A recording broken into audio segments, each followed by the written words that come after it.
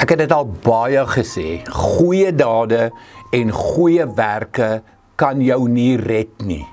Dis hoekom daar 'n Kersfees is, wat Jesus aarde toegekom het. Dis hoekom daar 'n Paasfees is, wat hy aan 'n kruis gesterf het en weer opgestaan het uit die dood.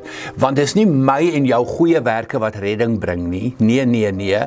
Dit is die kruis en Jesus se sterwe en Jesus se opstanding wat redding bring vir jou en vir my.